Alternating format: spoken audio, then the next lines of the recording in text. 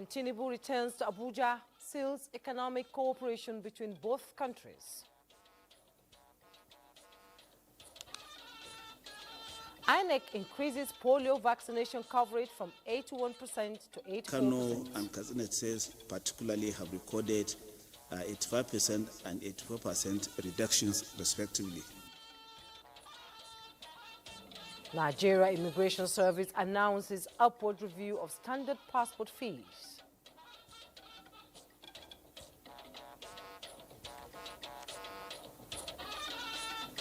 Plus, federal government inaugurates technical committee to address lingering ASUU demands. To be done in a constitutional manner that will, every single agreement that we reach with them will be within the context. Good evening and welcome to NTA Network News. We're live in Abuja. I am Jumma Yusuf. Tonight, Adiola Kamiakere will be joining us from Lagos with news from that axis. And Benny Adams is standing by with business news. Benny, I hear that it's a bearish week in the equity markets. Yes, it is bearish and some losses for existing investors. But for new investors, it's an opportunity to invest in the bears so they get to grow to bulls. That's good. And as usual, Francisca Bella is in our sports corner with some of the latest highlights in the world of sports. Remember, you can watch this news live and on the go on any of our social media platforms displayed on your screen. President Bola Tinubu has returned to Abuja after his visit to Japan and Brazil. The presidential flight 001 landed at the Nnamdi Azikiwe International Airport at 20 minutes past 1 Thursday morning. After returning with the president as Speaker of House of Representatives Tajuddin Abbas, Deputy President of the Senate Barao Jibrin, governors of Kaduna and Plateau State.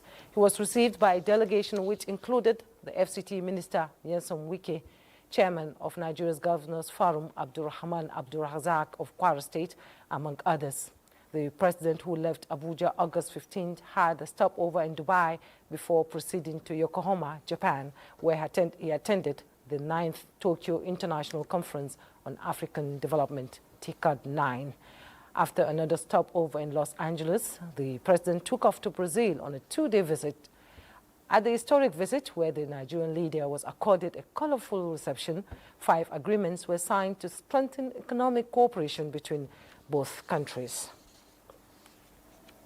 Meanwhile, Chairman, CEO Nigerians in Diaspora Commission, NIDCOM, Abike Dabiri Erewa, has pressed President Bola Tinubu and Brazilian President Luiz Inácio Lula da Silva for their commitment to fostering cultural ties between Africa and its diaspora. He stated this at the cultural and heritage event held in the legislative chambers of Brasilia, Brazil, which highlighted Soyinka's return to Africa project, symbolizing a spiritual and cultural reconnection with African youth's roots. Professor Wole Soyinka and CBN Governor Yemi Cardoso underlined the practical impact of the new direct flights between Nigeria and Brazil as a game changer for business and cultural exchanges. The sideline event formed part of President Bola Tinubu's state visit to the Brazilian capital, Brasilia. And back home, the Nigerian Immigration Service has announced an upward review of fees for Nigerian standard passports effective 1st September 2025. Let's take a listen to Victor Azu's report.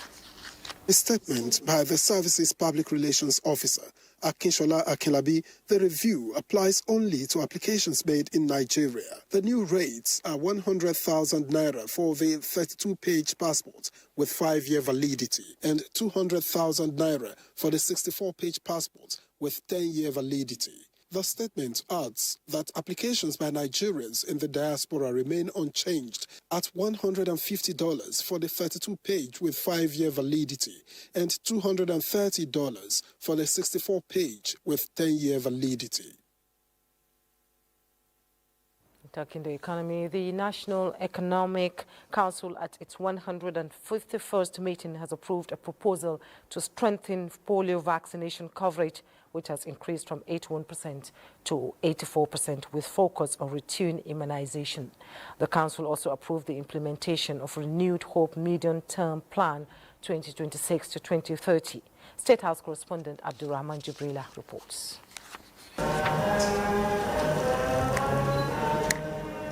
This is the 151st National Economic Council meeting and the fourth in the year 2025, chaired by Vice President Kashim Shettima. Issues of the type 2 new variant of the polio virus, the council received the committee responsible for bringing an end to the spread of the disease. The progress so far made has shown that epidemiological data is on a downward trend. Also, Kano and Katsina states particularly have recorded 85% and 84% reductions respectively. With low record in the year 2025, out of the 23 cases across the country, 13 are from Sokoto State, and the council has taken appropriate steps to ensure no more cases recorded through increased vaccination coverage with focus on routine immunization. Out of the 23 cases recorded in 2025, Sokoto has 13 cases. And so the committee has reported that, and we've discussed with the governor of Sokoto State with a view to how to strategize and see that they give effective coverage. The committee recommended to NEC that deputy governors should chair state task force meetings in at least 2 weeks before the next rounds of immunization campaign, particularly in the key prone states like Kano, Kebbi, and Sokoto states. The honorable commissioners of health in the states and executive secretaries of the primary healthcare development agency should conduct post-campaign reviews so that they will address gaps and develop mop-up plans against the future activities to be undertaken. Following the expiration of the Nigerian Medium-Term Plan 2021 to 2025 in December, the Council has approved the implementation of the Renewed Hope Medium-Term Plan 2026 to 2030, calling on all stakeholders to support the development of the second phase for economic growth and prosperity. This will ensure policy continuity, consolidate ongoing reforms, and respond to emerging socio-economic challenges. It will also help in providing a coherent framework to accelerate job creation, improve human capital, expand sustainable infrastructure, enhance food security, and strengthen social protection.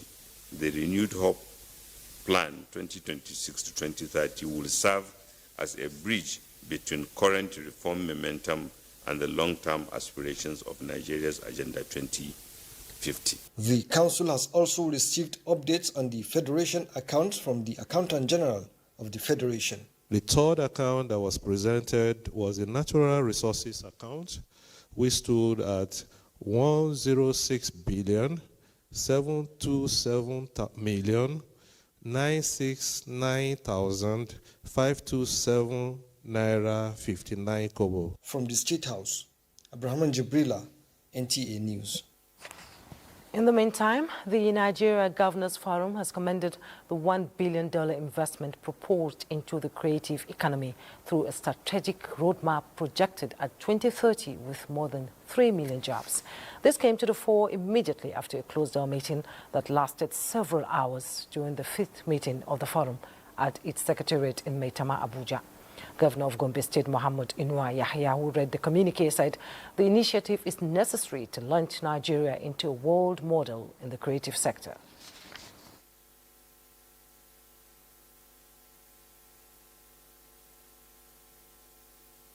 Key initiatives include $200 million Creative Economy Development Fund, the $1 billion Creative and Tourism Infrastructure Corporation, and projects such as the Lagos Arena, Abuja Creative City, and Renewed Hope Cultural Villages. Governors commended the reforms to strengthen intellectual property, expand tourism, and elevate Nigeria's global presence, and resolved to collaborate through state creative economy desks, co-created festivals, and the adoption of the Niger Season platform. The forum later paid tribute to the father of the governor of Kogi State, Ahmed Usman Ododo, who passed on recently, and prayed God to grant him eternal rest and comfort those affected by his demise. Now let's bring you up to speed with other news making the rounds. The lingering demands of the Academic Staff Union of Universities, ASUU, may soon receive fresh attention as the federal government inaugurated a high-powered technical committee to review and address the concerns. The Minister of Education, Dr. Tunji Alausa, disclosed this in Abuja while briefing the media on current developments in the education sector. We're going to do this thing once and for all. Previous agreement that had been done with ASUU by the government, the Ministry of Justice was not involved. We want this to be done in a constitutional manner that will, every single agreement that we reach with them will be within the context of our constitution. We would review this, and now once we finalize our own proposal to ASUU, we'll give that proposal, a counter proposal to Alhaji Yahya Ahmed Committee to take to ASUU, and then ASUU would talk and deliberate and will come back to us. We will work assiduously, as quickly and as fast as possible.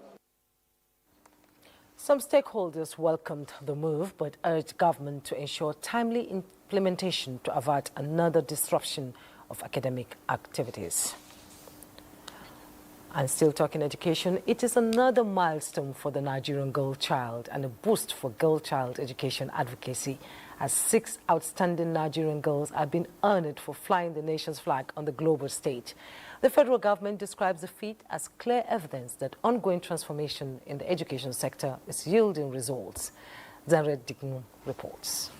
6 vibrant young ladies, different paths, but with one goal. Passionate about making a difference in their time.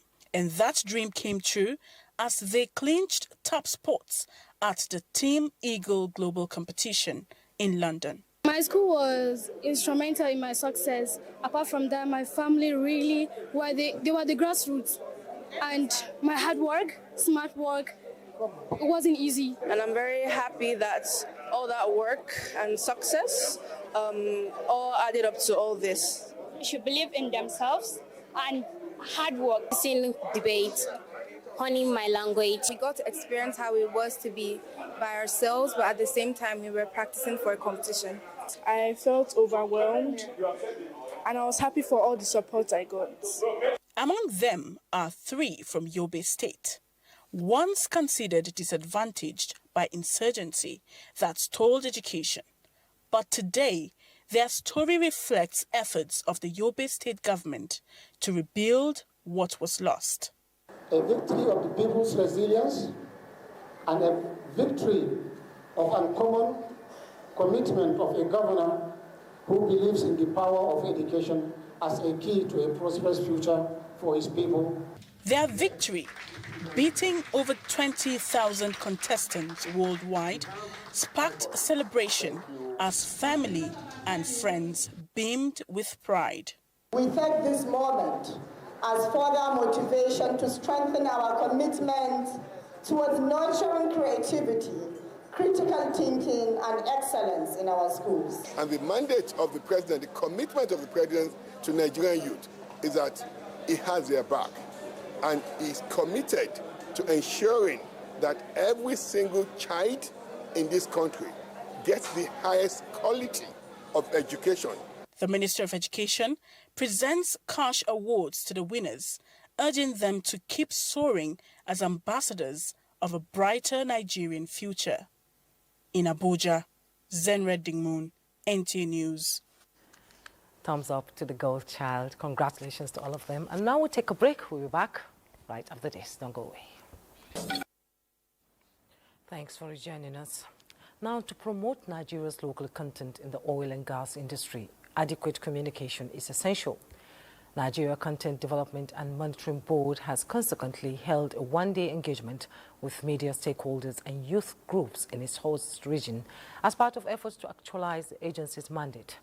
Joy Uzo reports that the engagement is at the instance of the board's corporate communications division.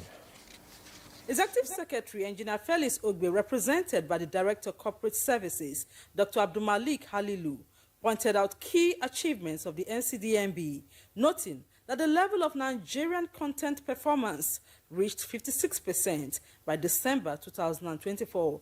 It says indigenous companies are developing capacity to compete with established multinationals and are also executing jobs abroad. It's also in line with our transparency, making sure that we're very open to informing the public on what we're doing, what we plan to do. And you can see even from the contributions from the participants, very rich contributions in terms of how a government institution can really demonstrate public service value creation. Let us focus on how do we grow Nigerian content from where we are currently at 56% to growing to 70% can be our goal. Concerns of stakeholders at the engagement bordered on measures taken by the NCDMB to reduce dominance of expatriates in certain sectors, need to set up modular refineries, among other issues. The corporate department still need to do more engagement so that people won't be misinterpreting or misrepresenting them the way they are doing right now. They have shown that they have the best interests of Nigerians at heart. And the progression that we have seen through graphic presentations shows that enough is being done and more can still be done. NCDMB has for 3 years in a row ranked #1 on the Ease of Doing Business Index by the Presidential Enabling Business Environment Council. In Port Harcourt, Joy Uzo, NTA News. The Renewed Hope Initiative, in collaboration with the Tony Elumelu Foundation, has launched a nationwide women economic empowerment program across 36 states of the country. Tina Turu reports that the program supported 500 businesswomen in Borno State with grants to boost their small-scale businesses and enhance their economic status.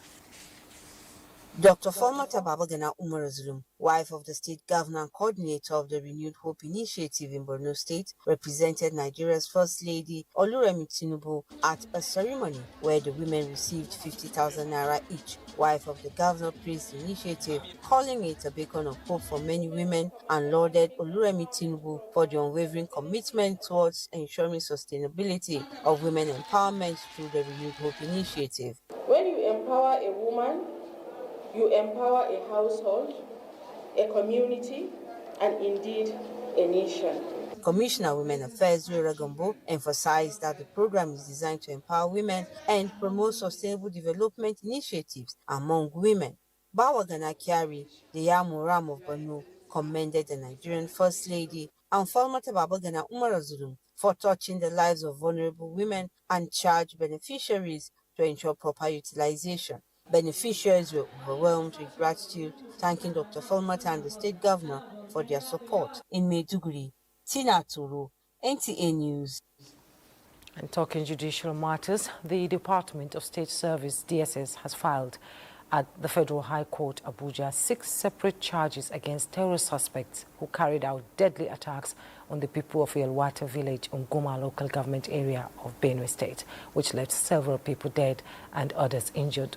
Although the 6 charges involved nine suspects apprehended through intelligence gathering by DSS operatives, 2 of them are, however, charged to court on 4 counts charges in relation to the Yelwata massacre. They are Haruna Adamu and Mohammed Abdullahi of Awe local government area of Nasarawa State, who are alleged, among others, still at large. The offense is said to be contrary to and punishable under Section 12 of Terrorism Prevention Act 2022. The DSS in charge also accused the 2 defendants of concealing the information on the planned act of terrorism and killings in Abinsi and Yelwata villages between June 13th and 14th. In the charge filed by the Director of Public Prosecution of the Federation, Mohammed Abubakar, on behalf of the federal government, the 2 defendants were also accused of engaging in a conduct in preparation to commit terrorism act with Musa Benion, Bako Malowa, Ibrahim Tunga, Asara Nadu, Lego Musa, Adamu Yale, Bodi Ayuba, and Pierre Damina, and others still at large. Two other suspects, Tekende Ashua and Amos Alede of Guma local government area of Benue State, were charged with a 3-count charge for allegedly carrying out reprisal attack against the terror suspects involved in Abinsi and Yolwata. In another charge, a 32-year-old woman, Halima Haliru Umar of Faskari local government area of Katsina State, was charged with a 4-count charge of concealing information about one Alhaji Sani, a suspected gun runner, bandit, and kidnapper. The DSS charged another 6-count charge against one Silas Idu Olote of Agatu local government area of Benue State for unlawful possession of 18 firearms, grenades without license, contrary to 3 and punishable under Section 27 of the Firearms Act. There were others caught with firearms who have been charged to court by the federal government. No date has been fixed for the trial of the suspect in the charges filed. Now, as part of ongoing efforts to disarm criminal elements, the National Center for the Control of Small and Light Weapons has destroyed illicit arms recovered from non-state actors. Defense correspondent Ismail Musa was at Giri in Abuja, venue of the exercise, and now reports. A 2024 Global Counter-Terrorism report indicates about 40 million small arms and light weapons in Africa are in the hands of non-state actors. West Africa alone has about 11 million of these illicit arms. The chunk is said to be in Nigeria. Proliferation of these illicit arms mostly attributed to security challenges in the Sahel region. Nigeria's vast porous border, partly responsible for terrorism, banditry, and piracy. This arms destruction is part of Nigeria's efforts to the eradication of illegal arms. Better to witness the destruction of decommissioned and serviceable, as well as recovered, captured illicit small arms and light weapons, which have been mopped up through kinetic operations conducted by the military and other security agencies across the country. The exercise demonstrates Nigeria's commitment to the Article 17 of the ECOWAS Convention on the Regulation of Small Arms and Light Weapons in the sub-region. 1,316 small and light weapons have been destroyed in today's exercise, while the center has destroyed about 13,206 small and light weapons since establishment in 2021. From Giri in Abuja, Ismail Musa, NTA News. And talking electoral matters, as the countdown to the highly anticipated local government elections in Rivers State continues, political parties and other stakeholders are gearing up for the exercise. Gabriel Amunike, who spoke with the people, reports that some residents, however, expressed mixed feelings. The rescheduled local government election is expected to hold this Saturday, 30th August. Some party leaders who spoke to NTA News say they are ready for the elections. Others are reserved on the matter. Right from when the first date was announced for 9th of March by the previously dissolved RISEC, we started preparations. So we are happy that this new RISEC extended it by 3 weeks. So we are fully prepared. And so we said we are going to participate. We are featuring candidates in the 23 local government area and in the 319 wards. There are also mixed feelings among the prospective electorate about the upcoming polls, with some saying they are prepared and have their permanent voters' cards, PVCs, ready to exercise their civic duty, while others are skeptical of the process and outcomes. We are looking forward to 30th. No, I'm not prepared. Not interested in the election. I don't think there is anything like election. I'm very prepared for the election. I'm already aware that the election is billed 30th of August. Rivers State Independent Electoral Commission, RISEC, confirms that they are fully prepared for the polls. Every arrangement has been made. Both sensitive and insensitive materials are being distributed to the various units. All eyes remain on Rivers State as a set day for the election draws nearer. Most people are hopeful of a peaceful and transparent election process. Gabriel Amunike, NTA News. Time to take a pause here as we join Adiola Akame Akere in our Lagos studio for news for that axis. Hello, Adiola.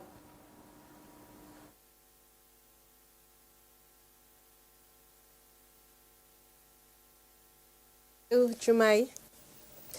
Proper town planning and landscaping ensures sustainability, which translates to reduction in negative environmental impact. It also promotes community resilience, crucial in the era of climate crisis. In line with this, experts are advocating preservation of green spaces and adherence to professional advice on urban planning. Data by the United Nations shows that 55% of the world's population live in urban areas. This figure is projected to rise to 70% by 2050. Many communities are already facing the impact, with available infrastructure and land being overstretched, thereby aggravating flood disasters. Talking about designing in such a way that after those trends, the city can spring back. Music is liquid architecture. Architecture is frozen music. This poetic idea isn't just an abstract, but a deep artistic yet scientific approach to create disaster-resilient environments. This dictum came alive as the Faculty of Architecture, University of Lagos, sought solutions to problems caused by improper town planning. Like the keys and rhythms in music, these experts at the inaugural roundtable of the Department of Land Architecture and Urban Design are insisting that urban planning must follow structured patterns that mirror resilience and are impactful. So I'm looking forward to us using those things as we work in sustainable architecture that also thinks in terms of energy efficiency, things in terms of impact to the planet. The integration of green spaces such as parks, urban forests and wetlands can mitigate urban heat island effects. With climate crisis presenting varying degrees of devastation, this move by the academia to throw its weight behind advocates of natural disaster mitigation can help the nation in creating sustainable solutions. In line with its renewed vigor to ensure dissemination of accurate information, the Nigerian Television Authority, NTA Lagos Network Center, is partnering the military in building professional relationships that would not only benefit both entities but educate the Nigerian populace on its efforts in combating evolving security threats. This informed the visit by management of NTA Lagos Network Center, led by the Zonal Director, Evelyn Wosu, to Naval Commands in Lagos. Imeldo's report is here presented. The Nigerian Television Authority is focused on ensuring the right information is disseminated across board. To this end, management of NTA Lagos Network Center is cementing its existing relationships between it and the military to educate the populace on efforts of the military in combating evolving security threats. This visit to the Naval Doctrine Command is one of such. We can present a documentary on the issues of NAVDOC, because I think there are a lot of people like me outside who don't know what Naval Doctrine does. We need to partner with you in every aspect in selling not just the Doctrine Command, the Nigerian Navy. The team also embarked on a familiarization visit to the Naval Dockyard Limited, where it has been benefiting from some of its facilities, including the medical center for enhanced Medicare of its staff. We're a confirmation station. We dare to tell you that whatever you hear on most televisions, even though you don't want NTA, most times you still wait as NTA said it. And until NTA says you never already believe. So we understand our responsibility and what to stand by, and we need their support. I know that NTA had always been involved in our activities. The Nigerian Navy in itself, I know, doesn't conduct events without the involvement of NTA. Highlight of the visit was presentation of the Nigerian Navy's competence and efficiency in a short documentary. The NTA team were taken on a tour of its facilities, showcasing its icons, shipbuilding and repairs, as well as other major projects in the Naval Gallery. And those are reports from Lagos. The news will continue with Juma in Abuja after this break.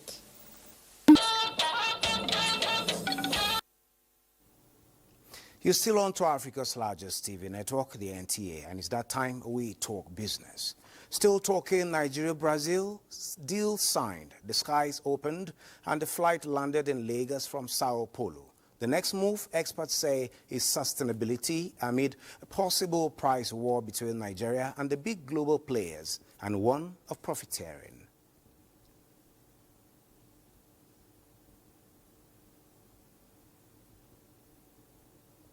Our cost of traveling within a fair range that eschews, profiteering.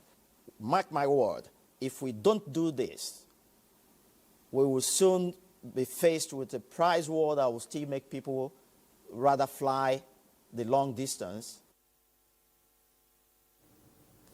Now taking a look at the energy markets, oil fell on Thursday after rising in the previous session, pressured by expectations of low U.S. fuel demand with the end of the summer travel season and by the restart of Russian supply to Slovakia through the Druzhba pipeline. But while Nigeria's Bonny Light remains a global delight, selling above $70, let's take a look at the prices of other commodities around the world at this time.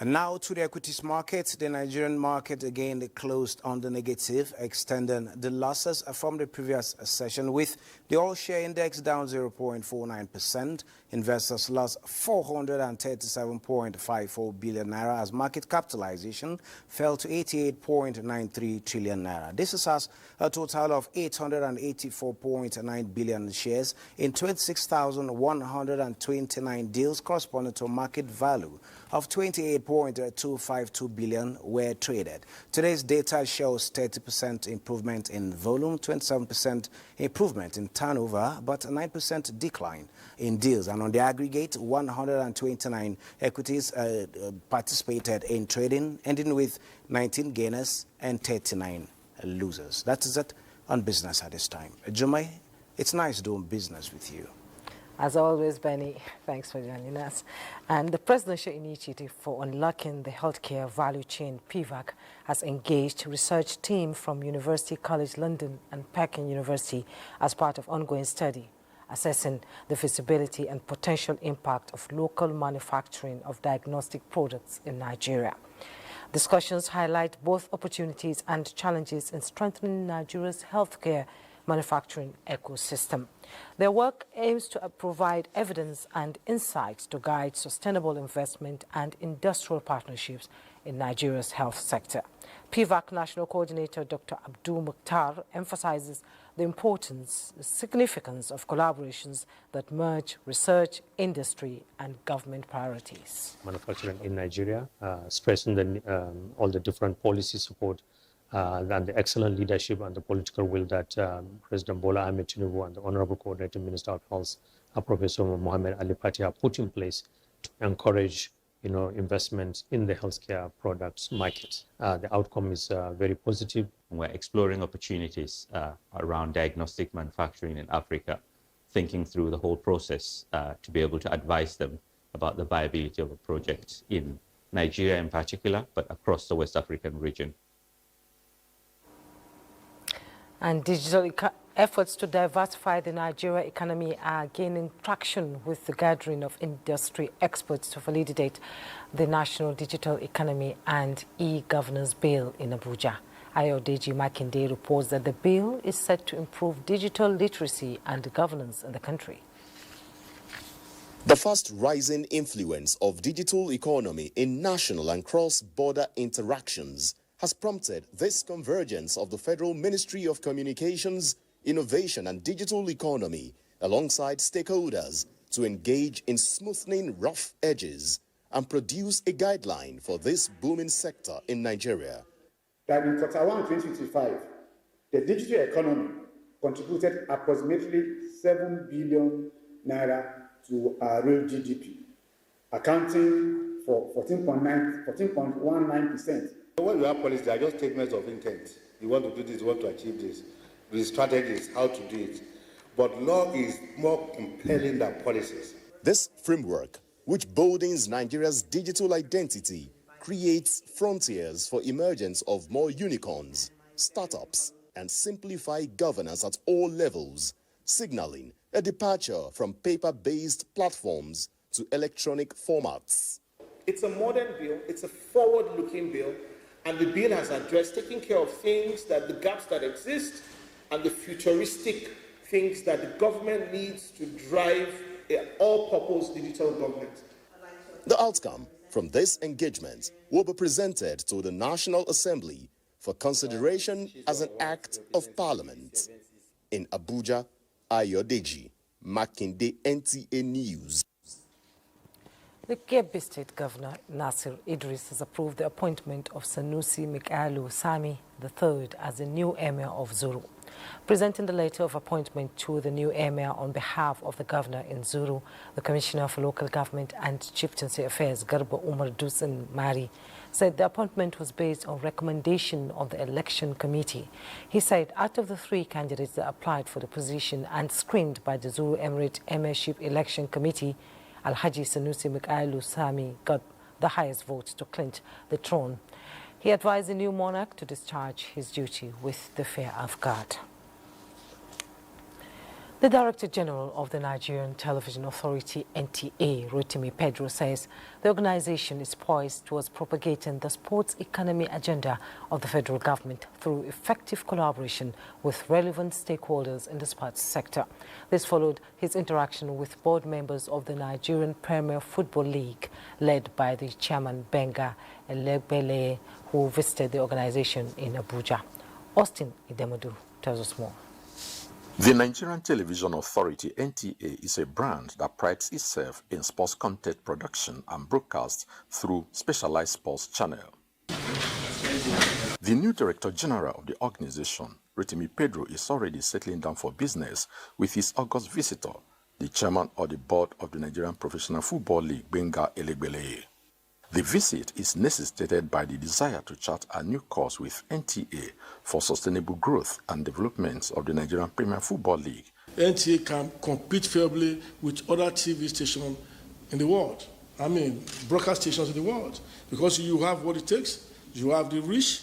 The next thing is to create more content. And football is in our own content for any TV. The NTA boss says the fruitful interaction is a clear demonstration of his determination to sustain the vision of NTA as trailblazer in sports broadcasting in Nigeria and beyond. So we're hoping to be able to help you grow or the work that you've done in the last 3 years to take it to the next level together with you. Because it's less of a commercial assignment, but it's more of a national assignment because we need to grow that sports economy. And that's the mandate of Mr. President. No doubt it is a new beginning of partnership that is expected to yield the desired results in the sports sector. In Abuja, Austin Edemodu, NTA News. We'll take another break. There's more after the break. Don't go away. You're right in time for interesting news in the world of sports. Let's begin with football. The race for next year's Women's Africa Cup of Nations in Morocco wraps up in October. Defending champions Nigeria face Benin Republic, while Cameroon's Lionesses tackle Algeria's Lady Phoenix. Benin edged Sierra Leone 5-2 to set up the clash with Nigeria, while Algeria reached last year's WAFCON quarter-finals. Senegal also meet Cote d'Ivoire in another tough tie. Winners of 11 playoffs join host Morocco for the March 2026 finals, where 4 4 semi-finalists will qualify for the 2027 Women's World Cup in Brazil. Now, elsewhere, the Champions League group stage draw has delivered a blockbuster script. Chelsea finally gets their long-awaited clash with Barcelona, but their road is anything but easy, with Bayern, Napoli, Benfica, Atalanta, Ajax, Karabakh and Cyprus debutant Paphos in the mix. Real Madrid and Manchester City will renew their modern-day rivalry for the 5th season running in a group that also features Liverpool, Juventus, Benfica, Marseille, Monaco, Olympiacos and first-timers Kairat Almaty of Kazakhstan. Arsenal face one of the toughest routes of all, drawn alongside Bayern, Inter, Atletico Brugge, Olympiacos, Slavia Prague, Kairat and Athletic Club. And for defending champions PSG, the challenge is equally daunting, with Bayern, Barcelona, Atalanta, Leverkusen, Spurs, Sporting Newcastle and Athletic Club all standing in their way. Now, all is set for the curtain raiser of the 9th National Youth Games kicking off this Friday, August 29, 2025. Reporting from the Stephen Keshi Stadium, Godfrey Nzikwe says momentum is building fast, with more contingents arriving from across the state to add color and excitement to the opening ceremony. The athletes are fully on ground, and the screening is ongoing because it's an under 15 national youth games. From the age of 1st January 2010 to date, and we are trying to avoid the age cheat in sports because this is. Finally, the FCT Basketball Caretaker Committee has sealed a partnership with the internationally acclaimed Giant of Africa program. During an appreciation visit in Abuja, His Royal Highness Eze Ifeanyi Eke said the deal will identify raw talent, empower young players, and offer global exposure for the athletes in the territory and beyond. I'll definitely do more, and I'll guarantee all of you that Basketball Association. Well, that's the size of a package. It's back to Jumai. Yeah.